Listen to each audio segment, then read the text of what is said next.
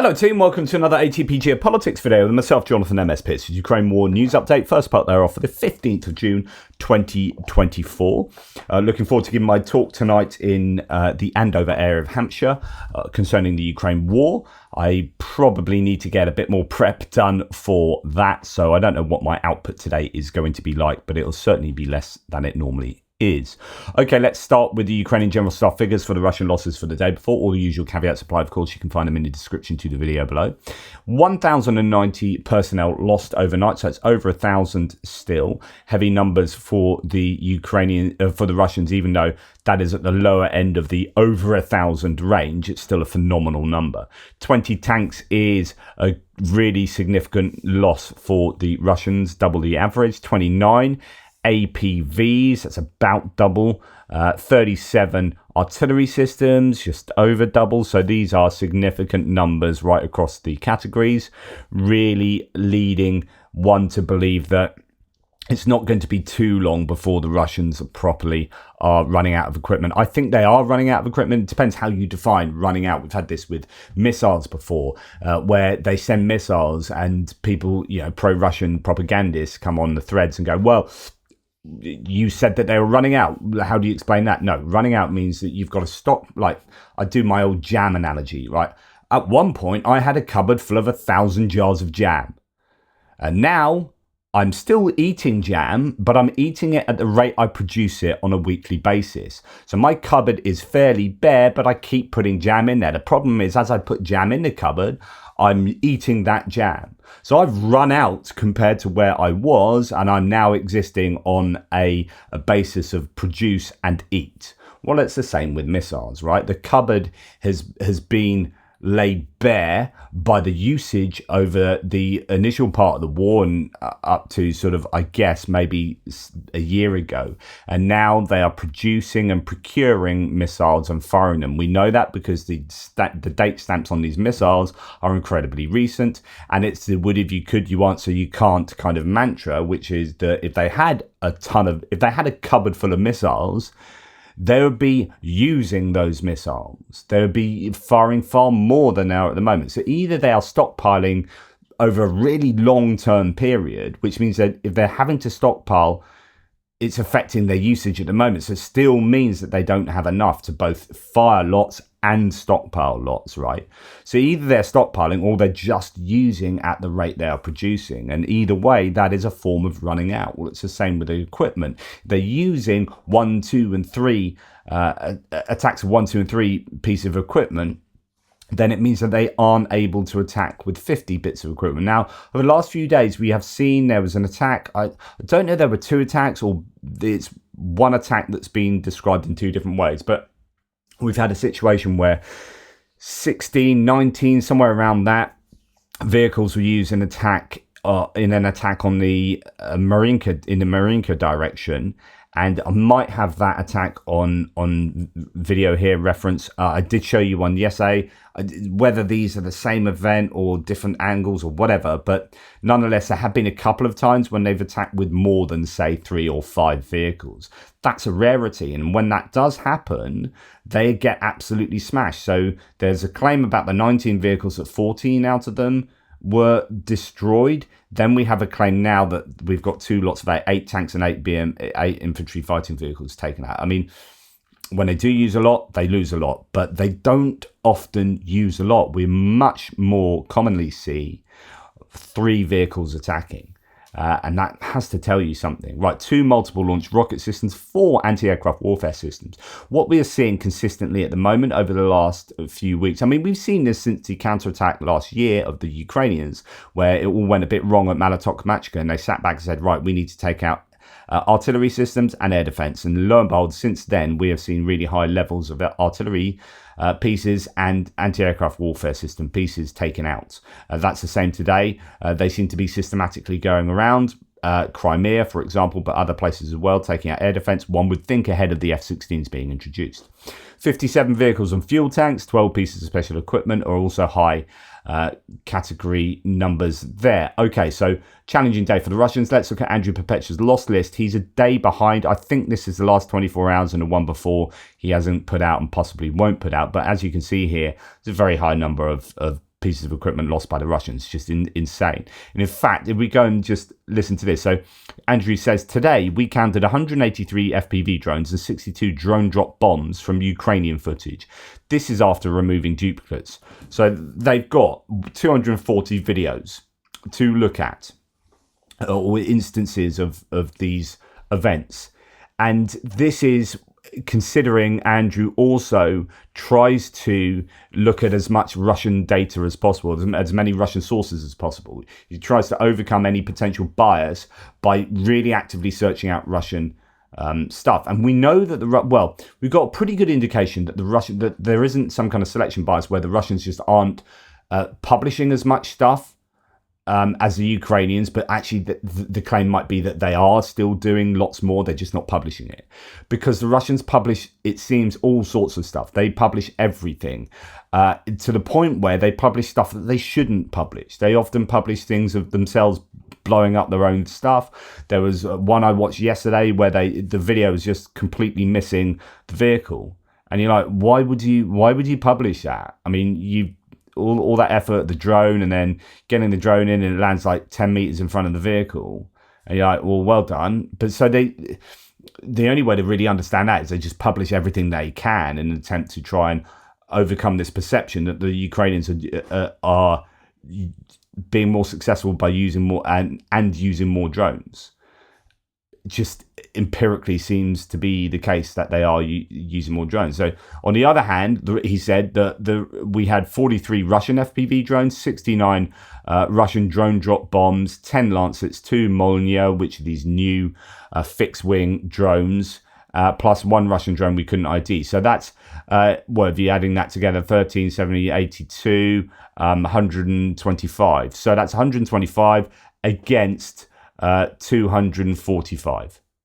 So that is basically 2-to-1 Ukrainian videos to Russian videos. Then would need to look at the success of those videos. Are all the Russian, who has the most success when they are hitting targets, so on and so forth. So all of these data points you bring together, and then Andrew, for example, comes out with a list like this, which looks very bad for the Russians, because although that's a 2-to-1 video advantage, here we have a 5-to-1, probably a 5-to-1 Russian equipment loss ratio to Ukrainian losses.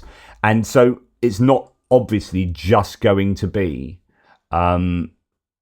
FPV drones and drone footage. There's also going to be a general drone, reconnaissance drone footage of this, and we're going to also have satellite imagery, and a lot of mines are going to be, I mean, if we look at the list here as to what blows things up, we get a lot of drones blowing them up. I mean, most of this is drones, but then when they're abandoned because they often because they hit mines. And so there are going to be a variety of reasons, although here it does look very much like drones are the leading cause. There's a Stugna thrown in there, which is a Ukrainian ATGM, indigenously made one.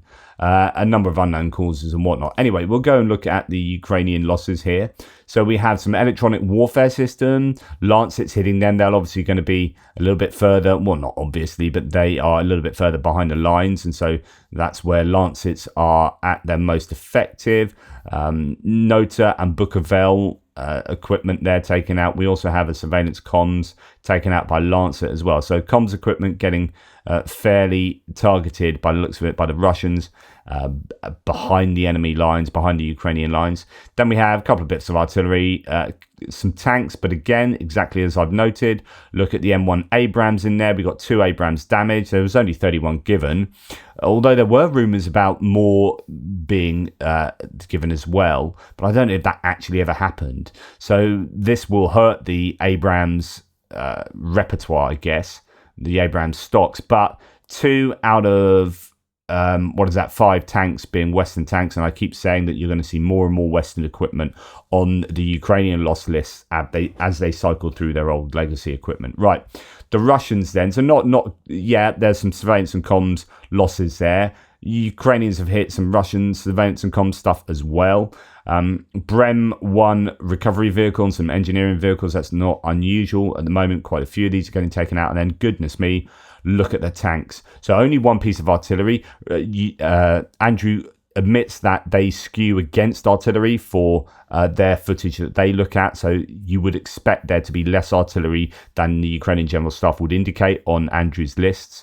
BM-21 Grads are obviously useful. It's a multiple launch rocket system, so to take them out is good. And then it's onto the tanks, and goodness me, that's a lot of tanks. That's 20 odd tanks there in one day, visually confirmed. And here we have 20 tanks, so you've got a 1-to-1 there, and actually you would assume that many of these will be from the day before. It takes time for the claims to materialize in the socials, but this is very bad for the Russians. Half of these destroyed and abandoned, which generally means they're not going to get them back or not going to be used them as tanks again.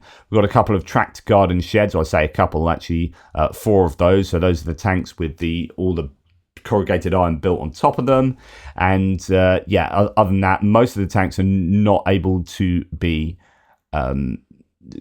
identified, because one would presume the destruction is either so complete and you're only looking at husks afterwards, or the resolution of the imagery isn't good enough and you can't quite tell what the tank is, but that it is a tank. And then IFVs here, you got over 20 IFVs by the looks of it.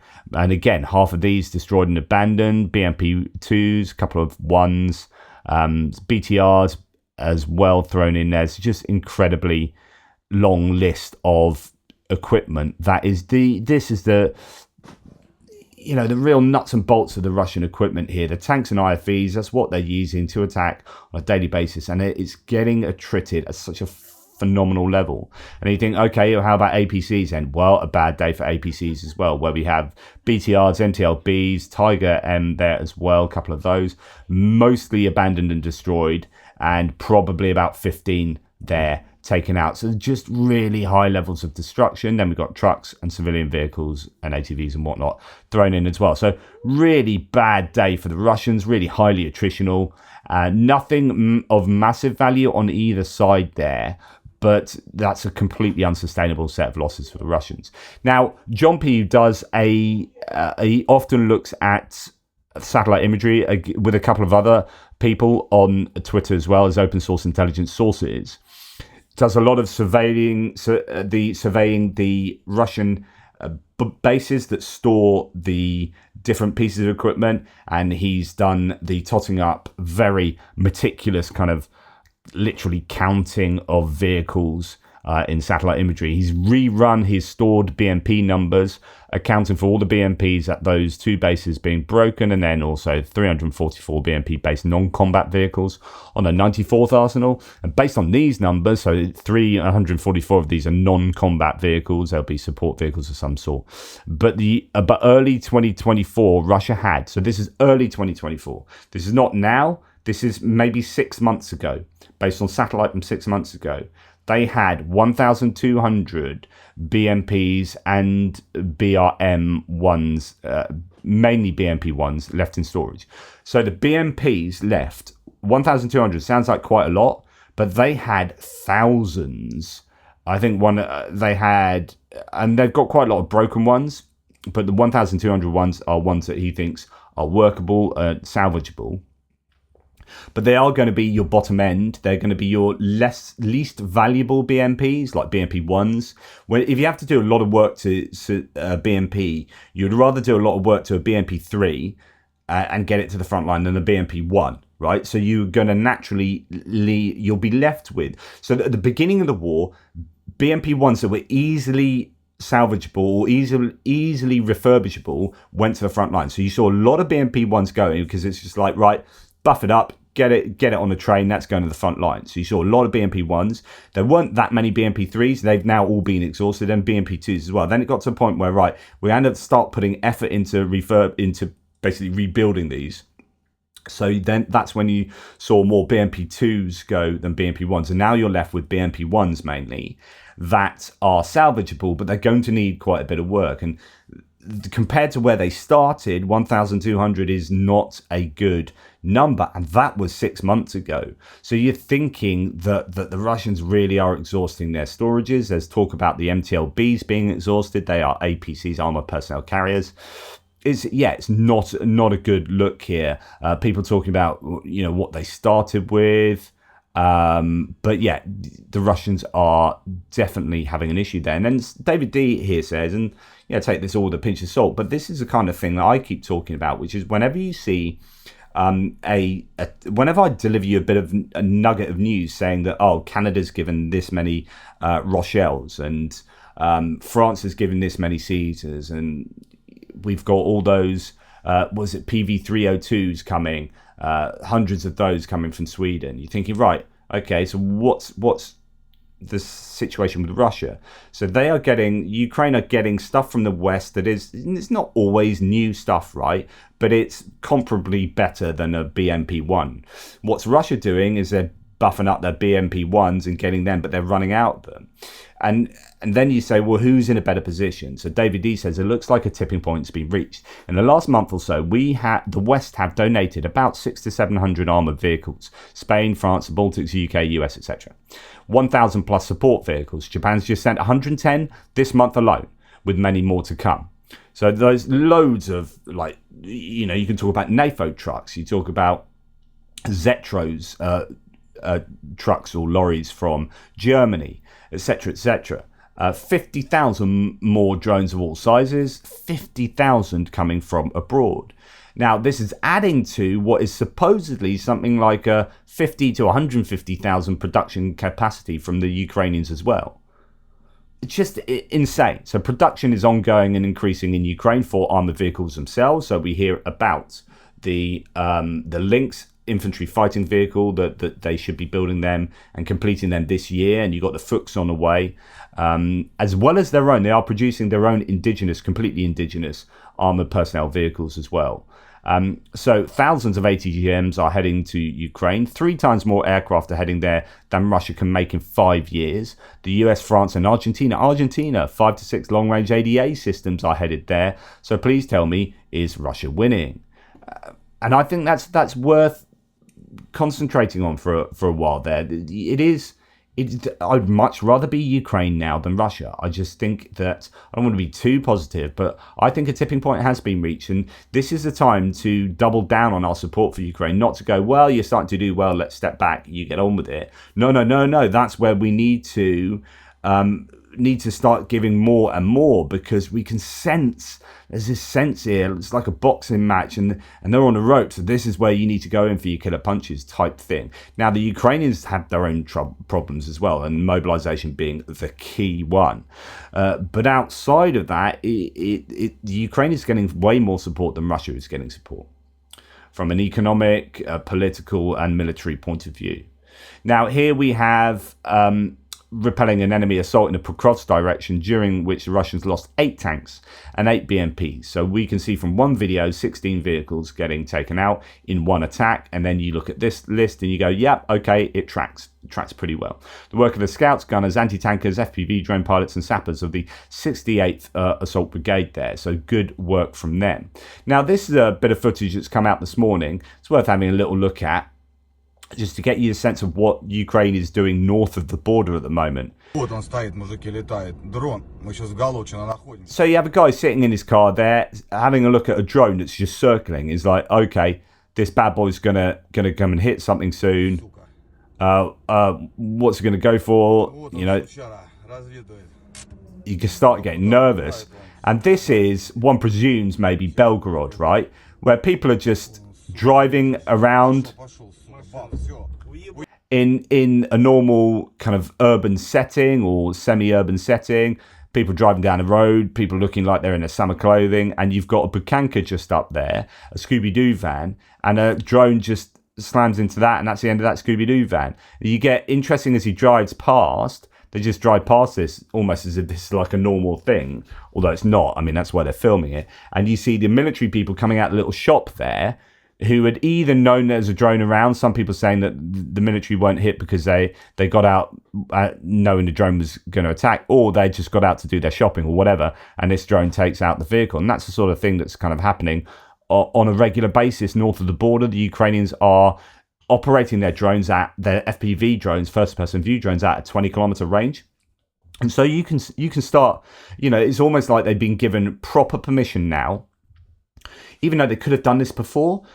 But now, because there's all these staging points north of the border in Belgorod for the attack into Kharkiv, there's an awful lot of stuff to go and hit. And so the Ukrainians are having, they're making hay while the sun shines. This is the harvest season for them in terms of drone strikes. On the other hand, here is a bit of footage of the Russians hitting a multiple launch rocket system, perhaps a M270. It's really unclear, to be perfectly frank, but it's a significant missile coming down there. Obviously a precision strike. I don't know what with. It might be like a Tornado S, their HIMARS equivalent. But that's a sizable missile. Could be an Iskander, in which case, wow, they're using an Iskander for a single M270. That's interesting. But anyway, something goes bang, and that could well be the end of an M270, which is a HIMARS equivalent, just tracked rather than wheeled, and has actually double the pods.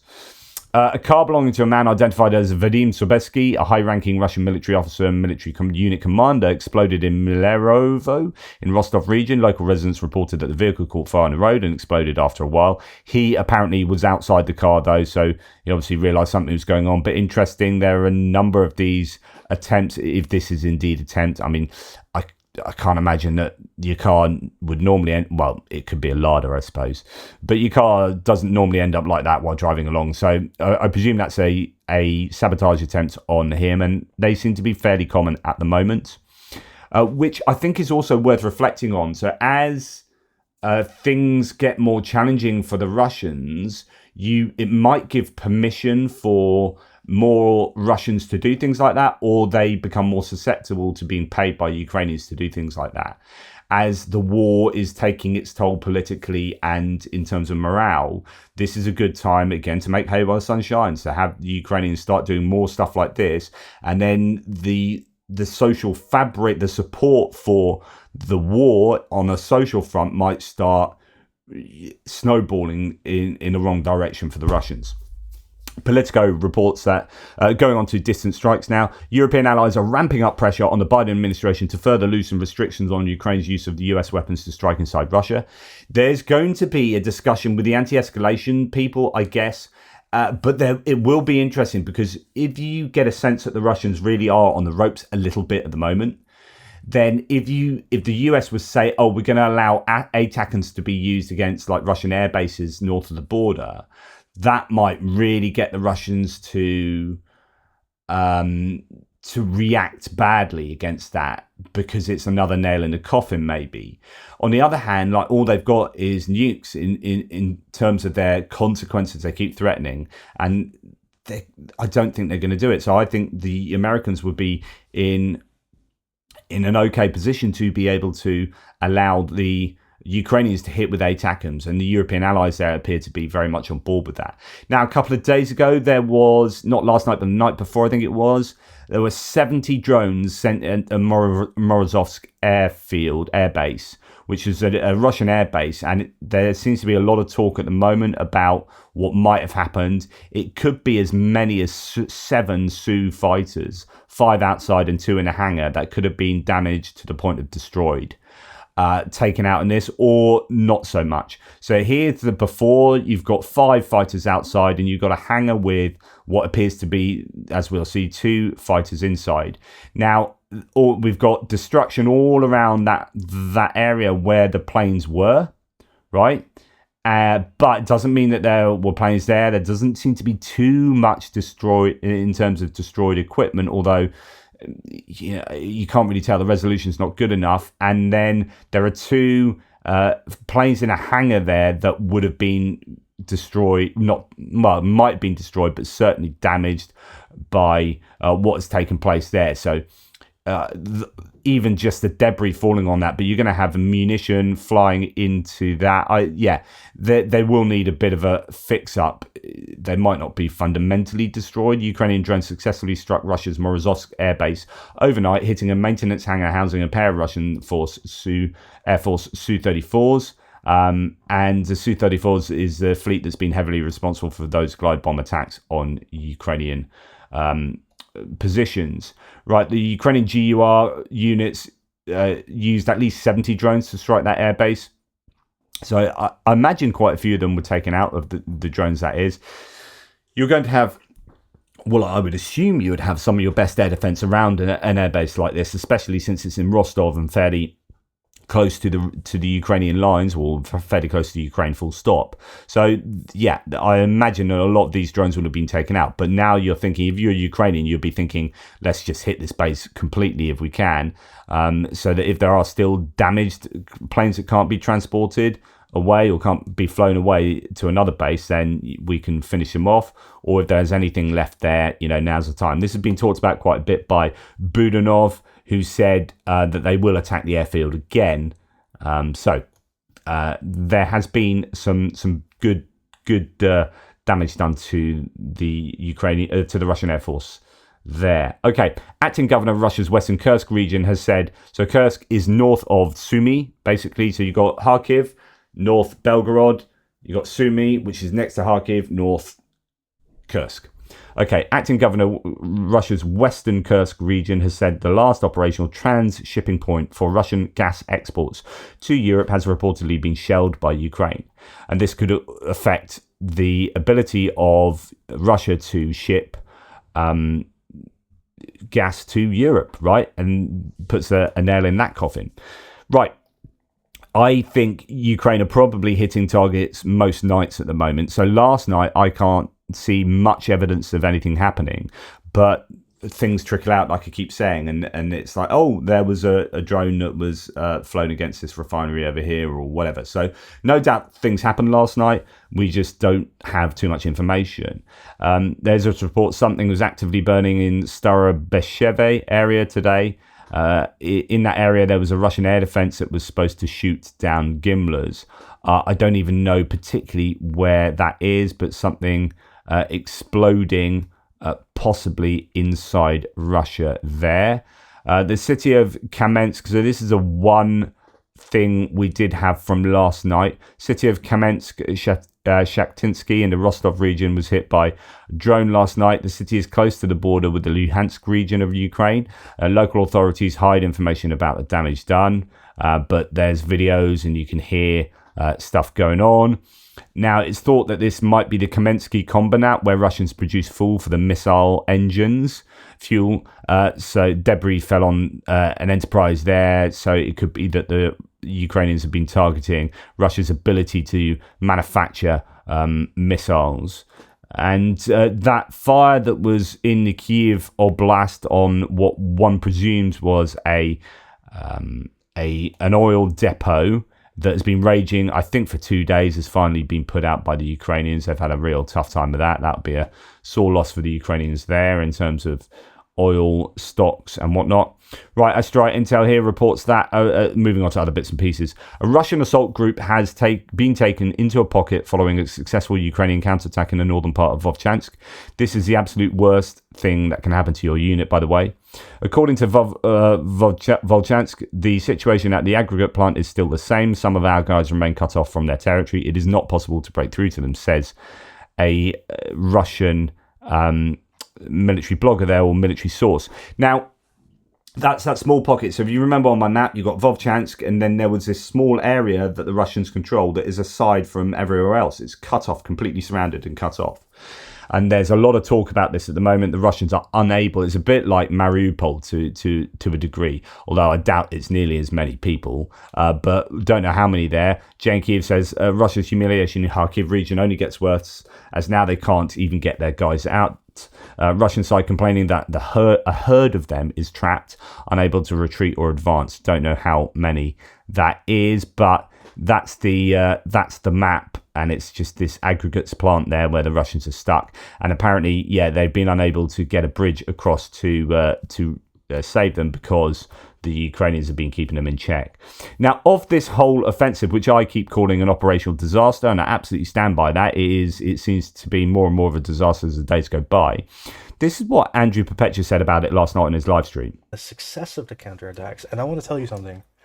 The counterattacks have more success than you think they do, because not all of the counterattacks are advertised. And the full extent of their success is like a state secret.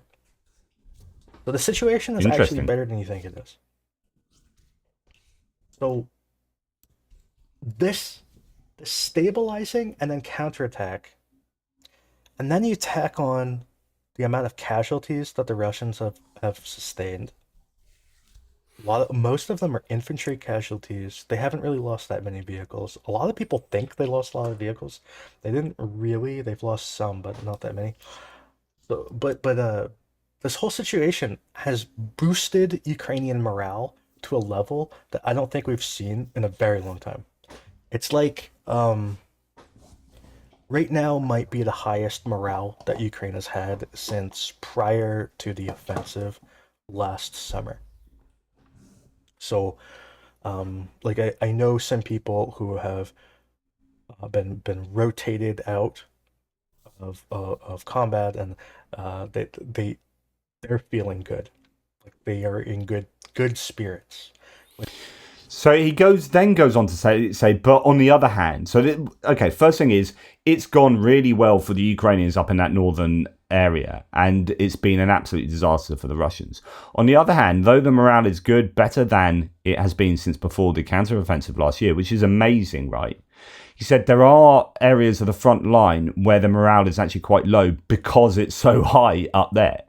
There's this idea that people have forgotten about the Donbass, and the people that are fighting there are thinking, hey, hang on, guys, like, we're still here slogging it away in Chaziv Yar, and you guys are doing so well up there, and everyone's so happy, and oh, how wonderful it is, but actually we're busting the gut down here in the Donbass, and it is really, really tough. They're doing a good job, and I think they are making the Russians bleed for all those meters that they are taking, the Russians, but it comes at a cost for the Ukrainians there. Of course it does, and their morale is somewhat suffering. So it was a really interesting segment there where he goes on to say, there's still a lot of discontent along the front lines, just up in Kharkiv. It's kind of taking all of the plaudits, I guess. Right, the mobilization is going according to plan. Russian servicemen of an assault company are turning to the prosecutor's office demanding an explanation for their presence in Ukraine. The men were kidnapped from Russian territory and transferred to Ukraine, despite all of them having medical certificates and injuries. Some do not have the right to carry weapons due to psychological problems, but Putin needs meat. So we're seeing that not only are there many people from abroad, Nepalese, Indians, Pakistanis, Cubans, Cape Verde Islands, all of that stuff. So that's a kind of desperation, or certainly a tactic they know they're going to suffer a lot of deaths, and so they'd rather those deaths come from foreigners so that they don't have to have the families upset back at home and causing an issue.